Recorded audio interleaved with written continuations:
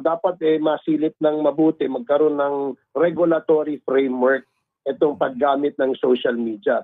Alam mo, Ted, kagaya niya, no, na sinasabi natin, kung gagamit din lang kayo ng social media at para magpahayag kayo ng inyong saloobin o opinion sa mga issue, di ba? Iwasan niyo yung paninirang puri. Ang gawin niyo, magpahayag kayo ng condemnation doon sa pag-aggression ng China. Ba't ka pakialamero pati sa content? Pakialamero ka? Ang gusto mo yung aggression ng China, yung ayaw nga namin nun, paki mo. Di mag-vlog ka, Barbers, batikusin mo yung aggression ng China sa South China Sea. Ba't mo pinakikialaman yung content namin? Ayaw namin batikusin yun dahil hindi naman kami marunong ng international relations. International law, whatever you wanna call it. Hindi naman kami ganun Hindi kami ganun kalalim. Pino-content naman ni ano yun ni Sasrogando Sasot yun Bakit gusto mo i-content namin yun? Pakialamero, diktador ka. Ikaw ba may ari? Ha? Ikaw ba may... Ba't mas marunong ka pa sa akin? Kung halimbawa bukas magmukbang ako, wala kang paki. Kung ito ang pinagkakitaan ko, wala kang paki. Kung bukas, mag-motovlog ako, wala kang pakialam, di ikaw nagbibigay ng panggasolina sa akin. Kung gusto mo palang tutukan yung South China Sea, puta yun ang ipahiring mo. Di ba? Yun pala ang gusto mo na mag-vlog kami patungkol sa South China Sea, di putang ina, mag-hearing ka tungkol sa South China Sea. Pakialam namin sa'yo. Di ba?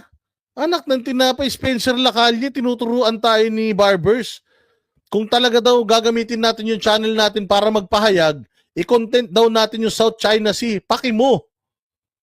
Si YouTube nga, hindi kami tinuturuan kung ano i-content namin, nakikialam ka. Di ikaw, buong pamilya mo, mag-content kayo tungkol sa South China Sea. Yun naman pala yung issue na kailangan natin tutukan. Bakit ang pinapatutukan mo, yung vlogger? Quadcom, yung Pogo. Kung yun naman pala importante sa'yo, di sana nagpahiring ka tungkol dyan sa sa South China Sea. Mapakukontent sa amin. Doon sa West Philippine Sea, hindi yung inaaway mo yung kapwa Pilipino mo, awayin mo yung kalaban. Yun na nga kalaban nga kayo.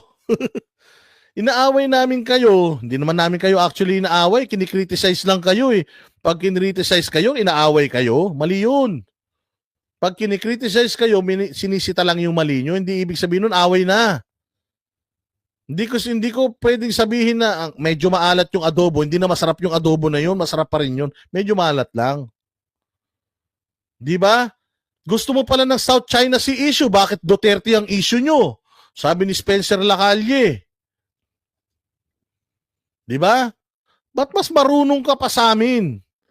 Ace Barbers, kung ayaw mo na mabatikos ka, lumayas ka na sa Kongreso. Huwag ka nang tumakbo habang buhay, magtanim ka ng kamote, manghuli ka ng isda, mag-alaga ka ng tilapia. Wala kaming paki sa'yo. Maniwala ka, hindi ka namin mamimiss. Pero hanggat nandiyan kayo sa Congress, panay ang gamit nyo ng pera ng taong bayan sa walang kakwenta-kwentang bagay, masisita at masisita at masisita namin kayo, sir. Maniwala kayo. Yun na nga ang masaklap Minsan, kababayan pa natin yung nagnanakaw sa atin. Minsan yung hinalal natin, yun pa yung nanloko sa atin. Minsan yung ibinoto natin, yun pa yung gumawa sa atin ng kasalanan. Mali po yun. Bad yun, sir. Bad yun. Yun ang aking paliwanag dyan, Ted. Well, ano naman yan, kumbaga kanya-kanya pong paggalang sa pananaw, sa anuman pong mga usapin. But ayun, sapul! Kanya-kanyang paggalang sa pananaw, sa ano't anumang usapin. Wala kang control, Barbers, kung ano ang gusto ng isang nagko-content, kung anong iko-content niya. Kung halimbawa magmukbang siya, kumain siya ng 1 kilong taba araw-araw, wala kang pakialam kung mamatay siya bukas dahil sa ginagawa niya. Hindi naman siya humihingi sa iyo ng pambili niya ng pang niluluto niya at kinakain niya. Kaya wag kang pakialamero, Barbers. Wag kang diktador. basically nga, ang inyo pong gustong tukuyin talaga dito ay yung pong paggamit po sa social media para doon po sa pagpapakalat ng maling informasyon at paninira po. Opo, 'di ba? That's correct. So that's a Opo. very thin line, Kong Ace, no? Pag pinag-usapan nga natin yung freedom vis-a-vis yung pong sinasabi na posibleng regulasyon. Dito ba meron na kayong ano ito? YouTube ba 'to? Ano ba itong mga medium na inyong gustong tukuyin dito kung sakasakali, Kong Ace? Ano po ito, Ted, no? In general terms, the whole social media, no, kung saan gumagamit ng mga paraan sa pagpapakalat o pagpepedel ng fake news ang mga vloggers na ito. Meron, alam mo, Ted, kasi simula po nang nagkaroon ng social media, maraming Pilipino naging sinungaling. Maraming Pilipino naging suddenly became political analyst. No? O anong paki mo? Anong paki mo? May social media eh. Kaya mo magbigay ng opinion eh. Ang tawag doon, pagbibigay ng opinion, wala kang paki. Kung halimbawa ako, bigla akong nag-content dito ng tungkol sa boxing dahil may nag-boxing kanina, wala kang paki. It's not up for you to decide kung anong gusto mong gawin na. Kontrolin mo yung pamilya mo. Yung mga anak mo, kapatid mo, nanay mo, tatay mo, mga asawa nyo. Yun ang kontrolin nyo buhay. Hindi nyo pwedeng kontrolin yung buhay namin at mamili kayo para sa amin. Wala kang paki. Kung bukas, pag-usapan ko yung basketball, bukas, political analyst ako, bukas, doktor ako, wala kang paki. Labas ka na dun. Mind your own business. Gawin mo yung trabaho mo sa congressman. Walang problema yun. Opinion nila yun eh. Wala palang problema. Opinion nila yun. Ba't nakikialam ka? Ano ba talaga, Barbers? Labo-labo ka na eh. Wala naman palang problema, pero pinoproblema mo. Ulitin natin sasabihin niya. Wala daw problema, pero pinoproblema niya. Ng social media, maraming Pilipino naging sinungaling. Maraming Pilipino naging suddenly became political analyst. No? Walang problema yun. Opinion nila yun eh. Walang problema. Opinion nila yun eh. Anong problema natin ngayon? Anong pinagtatalunan natin? Ace Barbers. Wala naman pala. Diba? Yung iba nagiging journalist na. Kaya nga Ano naman ngayon kung maging journalist? Ikaw nga, naging congressman ka eh. Wala nga kami pakialam sa'yo eh. Wala ka namang silbi, naging congressman ka, nakikialam ba kami? Yung karir mo sa buhay, hindi namin pinakialaman, sir. Yung suot mo sa araw-araw, wala kaming paki. Kahit di ka mag-brief, kahit mag-panty ka, mag-lipstick ka, wala kaming paki sa'yo. Walang pakilamanan. Kung ano trip namin sa buhay, amin yun. Tangin ng klaseng ano yan. Anong klaseng argumento yan, sir? Gawa kasi kayo ng gawa ng kalokohan, tapos takot kayo sa sarili nyong multo. ang aming dito, imbitahin din namin yung mga respetadong mga journalist na ang kanilang pananaw tungkol dito sa pagkalat ng mga fake journalist, no? Meron naman dyan yung mga laos na ng mga journalist, siguro naghahanap buhay. Anong problema dun? Laos na journalist. Alam ko naman sinong pinapatamaan mo dyan eh. Si Jason Sa. Laos na journalist. Anong laos na journalist? Retired tanga. Anong laos? Retired journalist yun. At kung sakali, dahil retired na siya, hindi na siya active sa TV at mag-social media siya, wala kang paki. Putang ina. Wala kaming paki sa inyo. Ang pinakikialaman lang namin, Barbers, kung yung trabaho nyo, kung mali o tama, para sa panlasa namin, mali. Wala kang pakialam dun. I-correct mo. Kung ayaw mo i-correct, o di manahimik ka, ang ina niyan, inaaway nyo si Jason. Mas matalino pa sa inyo yun. Nagjajakul ka pa lang. Journalist na yun si Jason Sa. Alam nun yung mga issues ng bayan natin. Ano naman kung laos na journalist siya at gusto niyang mag-YouTube, mag-vlogger? Dapat magpalit ka na rin ng magpalit ka na rin ng karir. Baka dapat mag-vlogger ka na rin. Barbers, inggit na inggit ka yata sa mga vloggers eh. Di ba? Inggit na inggit ka yata sa vlogger.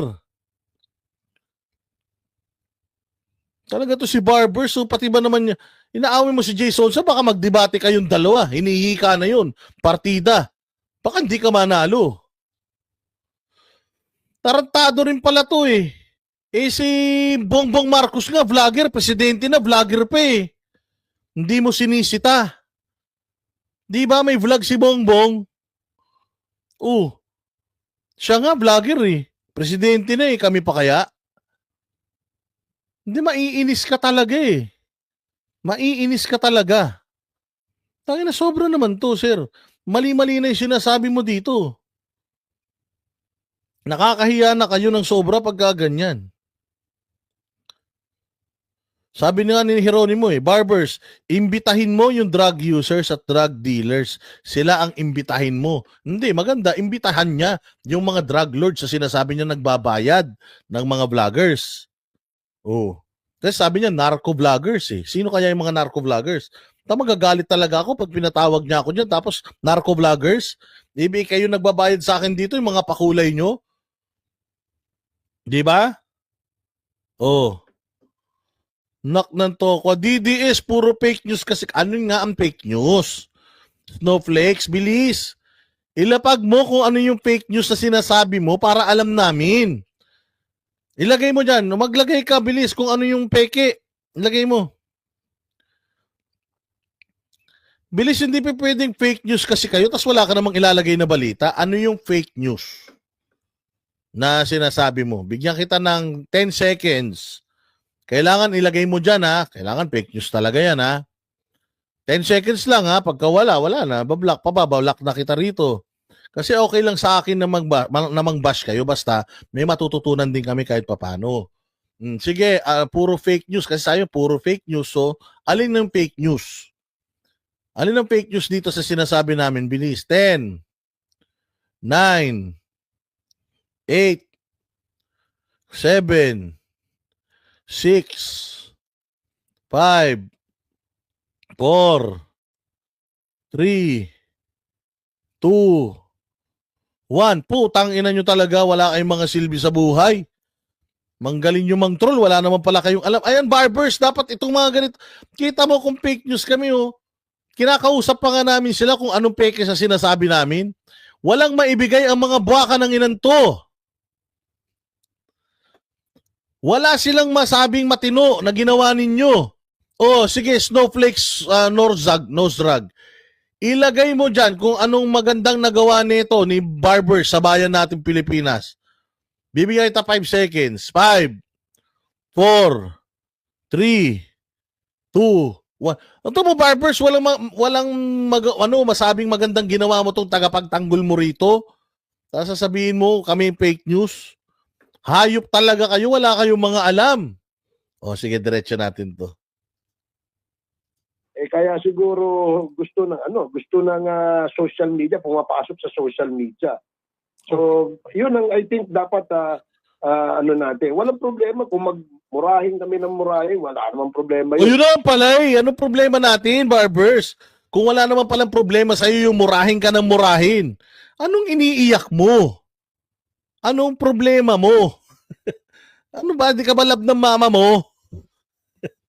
Wala naman daw pala problema, murahin sila ng murahin eh. Ano ngayon ang pinagtatalunan natin, Barbers? Ba't kayo maghihiring? Pero criticize kami tungkol doon sa aming poor performance o hindi kaya sa aming pag-aabuso. Yun. Yun naman pala eh. Tingnan mo, walang problema sa kanya murahin siya. Wala daw problema. Pero sa susunod naman daw, i-criticize siya nang naaayon doon sa trabaho niya. Di may problema ka. Tangin, ano ba talaga? Wala kang problema, may problema ka. Ano ba talaga, sir? Ang gulo-gulo mo eh. Tangin na, para kang bagyo. Minsan mahangin, minsan hindi. Pinagsasasabi mo, Ace Barbers. Walang problema sa'yo na mura-murahin ka. Ba't walang but? Kung walang problema, plain and simple. Ganun lang yun. Walang problema sa akin, murahin ako ng murahin. Putangin na nyo rin. Tapos. Diba? Naman pala eh. I-criticize ka ayon sa ginagawa mo, hindi pa ba?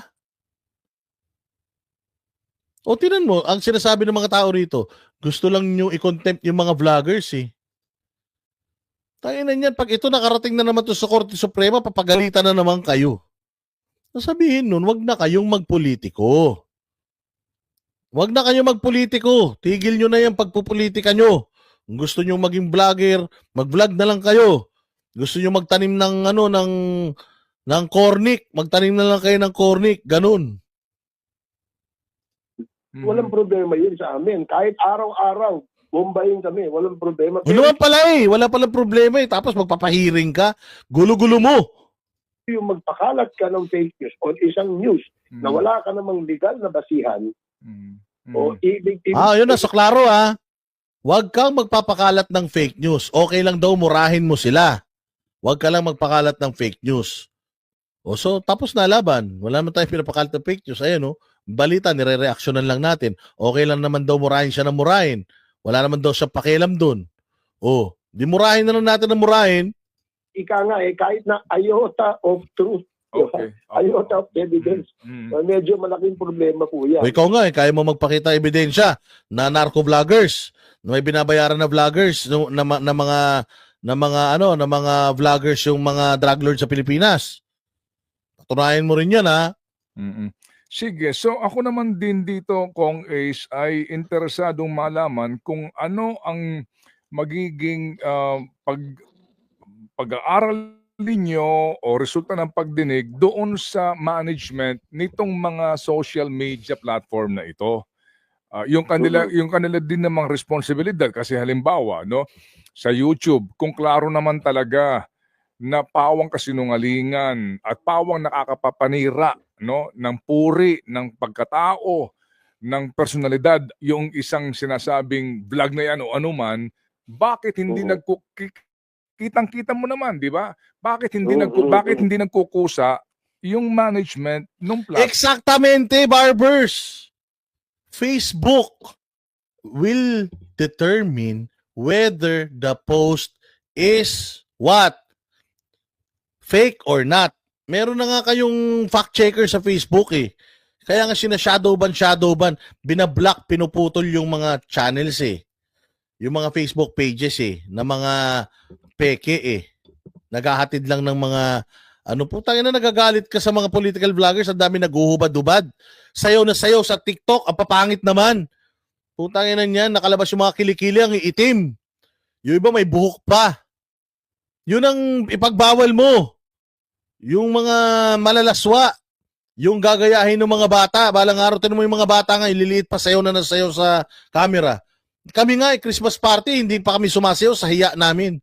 Ngayon, yung mga bata, kahit pasayawin mo, kahit maraming tao magsasayaw, ang kakapal na ng mukha ng mga bata ngayon magsayaw-sayaw. Bakit? Rampant sa social media, yung mga sayaw ng sayaw, mga nakahubo na. Yun ang dapat na ninyo. Yun ang dapat na linisin ninyo, social media from that. Again, yung sinasabi dito ni mas matalino pa sa'yo to si Ted Filon Barbers eh. Tinan mo sabi ni Ted Filon, hindi ba meron ng yung YouTube mismo, meron silang power to take down a channel, lalo na pag alam nila na mali. Halimbawa sa Facebook, nag-post ka ng may dugo, block yung channel mo. Oo, pagka nag-post ka ng may dugo, block yun. Kahit na, hindi ba, nag-post ka na, nag-makeup ka lang na kunyari duguan mukha mo, block ka dun.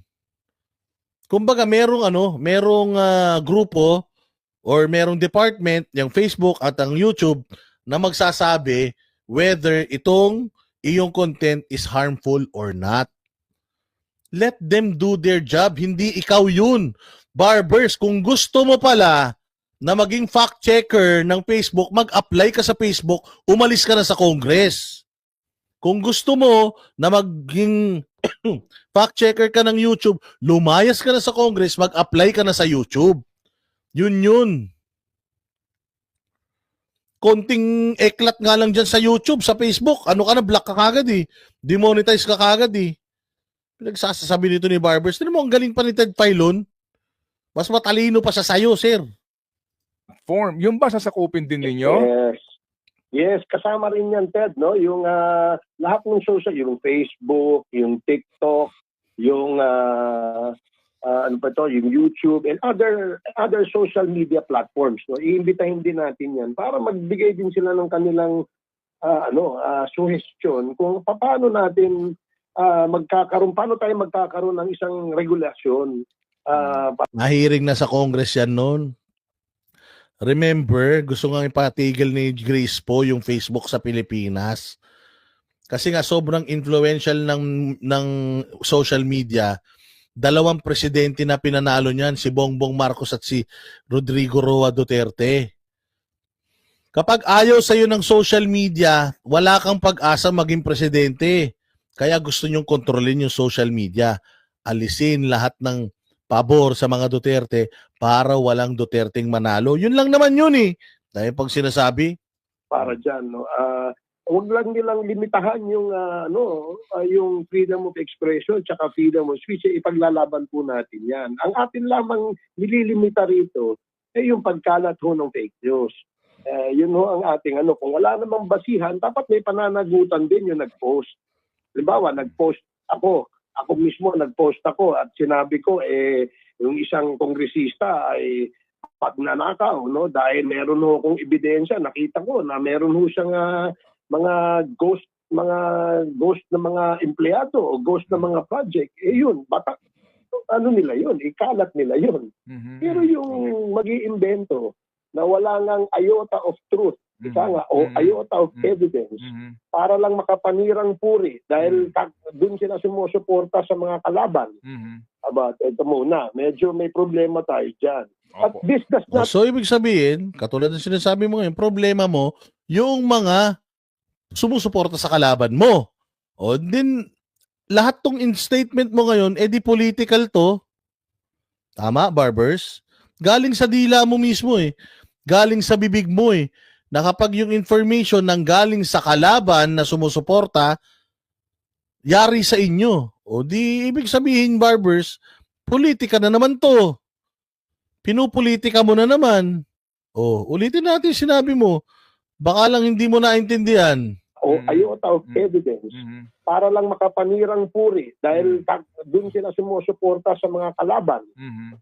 Ito muna, medyo may problema tayo dyan. Oh. May problema pag sumusuporta sa kalaban. Kalaban? So, ibig sabihin, kalaban mo. Ginamit mo yung salitang kalaban eh. O so, partisan ka talaga, Barbers. According dito sa sinabi mo rito sa interview mo, partisan ka. Meron kang kinakampihan. Kasi may tinawag kang kalaban eh. Sino ba yung mga kalaban mo? Yan ang sinasabi ko. Pa-interview pa more. Tapos pag sinita kayo, galit kayo. Pagka kinokorek kayo, galit kayo. Ikaw nagsabi oh. May problema tayo kapag yung impormasyon galing sa kalaban. O, ibig sabihin, kalaban mo. O, paano mo ngayon sasabihin sa amin na patas yung paglilitis, paghihiring nyo dito? Kalaban naman pala yung turing nyo doon sa hindi parehas nyo na leanings political. Patay tayo dyan, Barbers. Mali, boss, mali. May iota of truth ka pa nalalaman? Kalaban pala turing mo dun sa mga hindi pabor sa'yo? Kadiri ka, boss. At this does not only apply, Ted, sa mga politiko. This can also apply to other private personalities, no? Halimbawa, sa'yo, Ted, no? Halimbawa, may magpakalat ng kwento na et cetera, at nagpakalat ng fake news. Wala ba tayong pwedeng gawing aksyon? Opo. Yun ang ating punto dyan. Opo, naunawa. Meron, may korte. Barbers, hindi ikaw. May korte. Yun ang tamang aksyon. Pag may problema si merong ng slander, merong ng batikos kay kay Ted Filon na talagang kasira-sira sa puri niya, he can always file a suit, a libel suit. Akaso. Hindi Congress, hindi kaagad sa Congress. Po namin where you're coming from, Kong Ace. Meron na kayong how urgent again is this one? And kasi pagbalik niyo po January 13 na, di ba? And halalan na. So meron ba kayong panahon dito? we just open the issue on the table, ika nga, Ted, no, para lang mapag-usapan. Kasi ako personally, sumulat po ako sa NBI, no, na hindi naman dahil sa ako'y nagsusumbong. Yung sulat ko sa NBI, ipatupad yung provision ng ating Anti-Cybercrime Prevention Act na kung saan magforma ng isang komite o isang task force na ang trabaho po ay mag-monitor, mag-regulate at mag-prosecute doon sa mga sinasabing fake news. Kung napapansin mo, Ted, tinanong po natin ang mga kaibigan natin sa DOJ. Nagkalat po yung cyber libel na mga kaso na i-file. So imagine, just because yun naman pala gumagana. Maraming nakakasuhan ng cyber libel. So what's the problem? Anong problema ng batas? Barbers. Kung meron naman pala ng batas in place na nagsasabing mali ang paninirang puri, meron na pala May mga nagkalat pala yung nakakasuhan ng cyber libel Therefore, leave it as is. Iiwan nyo na yun dun sa Department of Justice. Pinakikialaman mo pa yan, Barbers. Anong gusto mong gawin nga? I-fast track lahat yan. Ikaw na nagsabi, kaliwat kanan yung mga kaso. Di ibig sabihin, gumagana yung sistema ng batas. Anong iniiyak mo? Anong problema mo ngayon? Anong punto mo? Anong pinupunto nitong paghihinagpis mo? Kung meron na palang batas in place na pwedeng i-avail ng mga tao na feeling nila masyadong paninirang puri yung kanilang yung kanilang sinapit sa social media, may batas pala. Ano problema? Sabi ni Cariton Liberstick. Jesus! Talaga naman to si Barbers, Mikat itong social media, maraming nag-file ng cyber libel. Ngayon, gusto ba natin na bumaha ng cyber libel na mga kaso lahat po ng korte? Dapat merong regulasyon. Dapat merong limitasyon, may regulasyon. Paano ba dapat mag-file ang isang taong biktima ng fake news? Kung ito ay naka-apekto sa ano ba ang provision ng ating batas?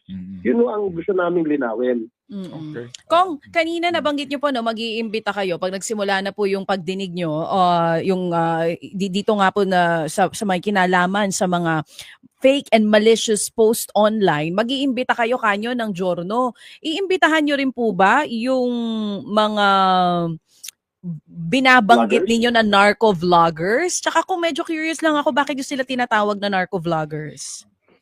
Yun nga, di ba? Narco-vloggers. Because ang aming teorya... Putang ina, teorya nyo pa lang? Sir, ikaw ang fake news. Teorya mo pa lang, tinatawag mo ng narco-vloggers. Wala ka pang ebidensya, ikaw ang nagsasabing iota of truth. Kung makapagsabi ka ng iota of truth, evidence, teorya pa lang, tinatawag mo na narco-vloggers. Ano ka, Barbers, Diyos? Hindi applicable sa'yo yung mga sinasabi mo? Nakakadiri ka, Barbers. Ikaw mismo nagbibisto sa sarili mo. Di ba, narco-vloggers, meron po ba kayong preba nun, sir? Ayun na nga ang aming teorya, putang ina, teorya pa lang. Teorya pa lang sa'yo, guilty na kagad Sinong fake news ngayon? Yung gumagawa ng teorya?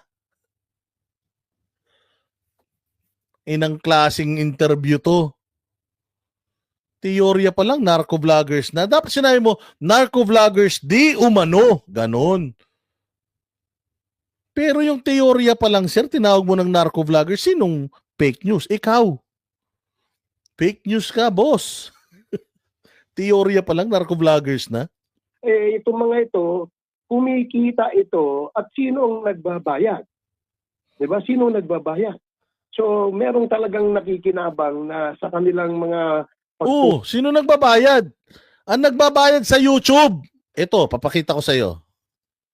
Si Defenders of the Sun, si Mia Poche, si Randel Bonagan, si Claire Casa, si Lisa Camimura, si Alin Casilla, si Jacqueline, si Evelyn Etang, si Ray Dino ulit, si MM, si Zara USA, si Madeline Kenmochi, si Morning Dew, si Kish, si Jake Arzobal, si Lola Maida 1958, si Mia Poche, si Vanes Lori, si I Love Ann, si Spike Nard 718 or Spike Nard 718 aka Junard Bulangis. Nagpalit ka pa ng pangalan, buwisit ka. Si Francisco Mendez, si Lea Okada. Yan po yung drug lord mga yan. Ha? So ito mga drug lord yan nagbabayad sa amin. Yung mga nanonood sa amin na mahal kami, na napapansin yung effort namin, yan nagbabayad sa amin. Anak ng tinapay ka, Barbers, ang dami mong teorya, di mo nga alam how YouTube works. Ang dami mo ng teorya, di ka pala sigurado, daldal ka na ng daldal dyan. No, di ikaw ang fake news. Pupost ng mga anti-government na nga yung iba eh. May nananawagan na nga ng pag-aklas. May nananawagan na ng kaguluhan dito sa EDSA. Oh, kung halimbawa, manawagan ng pag-aaklas. Putang ina nyo, yung iba nga nandiyan dyan sa Congress eh. Si, Franz Castro, si Brosas, si, Kabataan Party List. Tangina, di ba makakaliwa yan? Hindi ba noon pa nag-aklas sa mga puki ng ina niyan? Tama, mali. Di ba noon pa naman, di ba noon pa pumapatay na tao NPA? Noon pa kalaban na ng gobyerno NPA? Nagtatawag pa lang ng pagtalikod sa gobyerno yung mga nagrarally-rally sa sobrang galit nila eh. Putang ina, galit ka na. Eh yung mga makakaliwangan nandiyan dyan sa kongreso eh. Puta, binibaby nyo pa eh. Nagko-contempt pa ng mga pulis na nagtrabaho para sa bayang Pilipinas. Mahiya ka, Barbers. Kapal na mukha mo. Pinababayaan mo nga na i-contempt ng dating Sparrow unit eh. Dating hitman ng NPA according sa mga dating makakaliwa na sumuko na. Kino-contempt nga mga general natin, mga koronel natin eh, na tumutulong sa bayan eh. Ang dami mong problema sa buhay. Barbers. Mali ka na eh. Tinatama mo pa. Anti-government. Hindi ba pwedeng dismayado lang sa gobyerno? Hindi kami anti-government.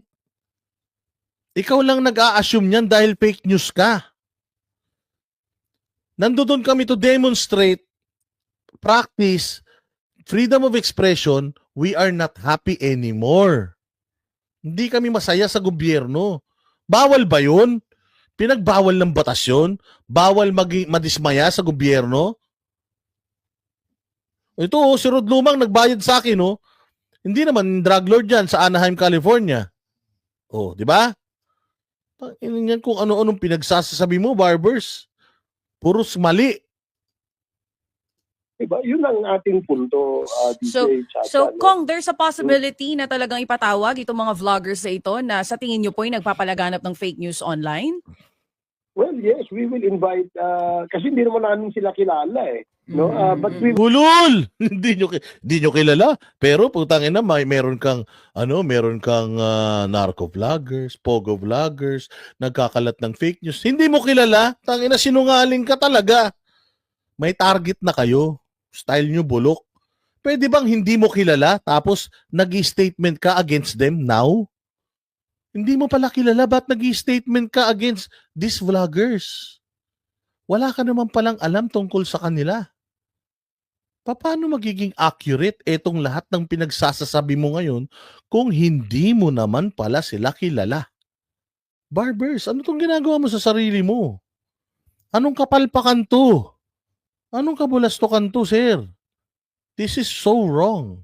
will ask the social media platforms to invite yung mga yung mga sikat sa kanila, no, yung mga sikat. So ibig sabihin sa tangina Barbers, ano ba ginawa mo sa sarili mo? So i-invite daw nila yung mga sikat sa mga social media platforms. Porket sikat, iimbitahin mo na, tangina bad yun, sir. So pati ngayon bawal na sumikat. Ako ayaw kong maimbita ako dyan. Makukulong ako eh. So lahat ng sikat iimbitahin. Patay tayo dyan. Anong klaseng pag-aaral ang ginawa nyo, barbers? Para ipatawag nyo itong mga to. Porket sikat, ipapatawag nyo na? Tangina. Anong klase yan, barbers? Hindi ka nag-iisip. Porket sikat, ipapatawag mo na? Tignan nyo sinabi. Ulitin natin. So ipapatawag mo itong mga vloggers na to. Well, kakausapin natin yung mga social media platforms kung sino yung mga sikat sa kanila, ipapatawag natin. Gago, mali yun. No, but we will ask the social media platforms to invite yung mga ano nila, yung mga sikat sa kanila, no, yung mga yung mga kumikita ng sobra-sobra. No, at saka ito hindi lamang ito sa pagkalat ng fake news sa Ted and DJ Chacha. Di ba? Meron po tayong mga online sellers, no? Yung ating mga online sellers din, makakatulong din yan sa pag-i-influence. No? Dapat mayroon din tayong partisipasyon kung ano yung matutulong. Wag lang yung tayo yung bumatikos. Kailangan kumita, kumilos din tayo para sa palpak na palpak tong interview ni Barbers, hindi niya pinag-isipan, no? Hindi niya pinag-isipan, no? Putang na, tama yan. Paimbitahin niyo dyan sila Jason sa Carlos Lopez. Salamat ha, kahit hindi ka drug lord. Nagbayad ka ng ikapo kay Boss Dada. Salamat kayo. Ayun na, Barbers, sinira mo buhay mo rito, promise. Kapakalat ng good news naman. Hindi naman yung fake news all the time. Diba? So yung good news, ikaw rin na magsasabi kung ano yung good news. Ikaw rin ang judge kung sino bad news. So, tindi ni Barbers, ang talino mo pala, no? Ba't di ka kinuha sa DILG? Ang galing-galing mo pala. Ang atin dito, Ted and DJ Chacha, is the accountability. Diba? Wag nating hayaan na maging kultura na normal. Tanga! Accountability nyo, importante rito. Putang ina, hindi vloggers na nagpapahirap sa gobyerno. O hindi vloggers na nagpapahirap sa Pilipinas. Ang nagpapahirap sa Pilipinas, yung mga magnanakaw ng mga opisyal ng gobyerno. Kayo po, mga opisyal ng gobyerno, kasi magnanakaw ka, ha? Pero maraming mga opisyal ng gobyerno, mga nagnanakaw. Yun ang atupagin ninyo. Wala po kaming silbi sa bayan. So, totoo lang. Thank you very much, Jojo Hugo, ha? Oo, ito, drug lord ba to si Jojo Hugo? Baka drug lord ka, ha? Mga galit to si Barber sa'yo. Putangin na. Yun ang problema natin. Yung mga magnanakaw sa gobyerno, hindi mga vloggers. Kahit ipakulong nyo lahat ng vloggers sa Pilipinas, kung lahat ng magnanakaw sa gobyerno mananatili sa gobyerno, pukin ang walang unlad ang bayan nating Pilipinas. Dora Bernal, salamat, drug lord ka ba? Oo, Boss Dada, drug lord ako kasi nurse ako. Patay tayo dyan. I'm giving medicine. Happy New Year. Happy New Year sa'yo, ha? Mabuhay ka. Diyos ko naman, Barbers, pinagsasabi mo. Yung pagsisinungaling, pagkakalat ng mga issue na nakakasirang puri sa mga, wag na lang sa mga politiko, sa mga private individual na lang. O yun, kung private individual, labas ka dun. Engot. Private individual, they can always go to the courts and file cases. Hindi Congress. Hindi ikaw. Okay, sir? Tama? Mali. May korte tayo. Huwag kang epal. Lahat na lang inangkin mo. Silipin mo kung gaano karami magnanakaw ng mga congressman. Baka matuwa kami sa'yo. Pero kung ganito ang gagawin mo, nek-nek mo, magbukas ka muna ng libro mo, sabi ni Chori Choli. Kala mo nakakatakot ka? Hindi, pag nagpunta ako dyan, tangina, libre renta pa ako. Basta masarap ipapakain nyo sa akin. Magre-reklamo lahat ng kasama ko dyan, malakas ako maghilik. Good luck. Dapat magkaroon din tayo ng regulation dyan. So, sige. Yun nga ang nabanggit ko kasi kanina, na simula nang sumikat itong social media at namo-monetize, nagiging kabuhayan ng ibang mga vloggers, dumami po ang political analyst, dumami ang mga journal, dumami ang mga... Wala kang pakialam, Barbers. Pakialaman mo pamilya mo, yung lahat ng gagawin nila sa buhay, pakialaman mo, pero wag mo kaming pakialaman. Hindi kami humihingi sa'yo ng ikabubuhay namin. Ikaw ang humihingi na ikabubuhay mo sa mga Pilipino. Kaya wag kang epal. Mga biglang suddenly naging self-righteous Oo, parang kayo. So parang kayo, self-righteous. Kayo lang tama. Lahat ng hindi pabor sa inyo, kalaban. Yun ang turing mo. of personalities. And I'm sure ang naintindihan ng totoong journalist yan, kagaya ninyo, Ulul, tangina mo, nung totoong journalist sa hindi journalist, gago. Tangina, mas marami nang nanonood sa mga vloggers, aminin nyo yan. Luz Piminda Espinosa, salamat kaayo. Mas marami nanonood sa vloggers kaysa sa mga media. Nik-nik nyo, hindi nyo lang matanggap na kung meron man laos dito, kayo yun. Yung mga journalist na hindi makapaglabas ng sarili nilang opinion dahil pasweldo sila ng mga network nila. Kaya kayo threatened sa mga vloggers is because we can be us. Kaya naming magpakita ng political stand namin nang hindi kami babawasan sa sweldo at sisisantihin ng mga amo namin dahil wala kaming amo. Hindi kami hawak ng kahit sinong network. Kahit kami nasa SMNI, binigyan kami ng SMNI binigyan kami ng SMNI ng laya sa pagpapahayag dahil hindi sila katulad ng mga traditional media na takot mawalan ng prangkisa. Kunyari pa kayo. Hindi nyo lang matanggap sa mga sarili ninyo na hindi na kayo effective. That the new media is social media. At you cannot handle the truth because that is the truth. So help me God.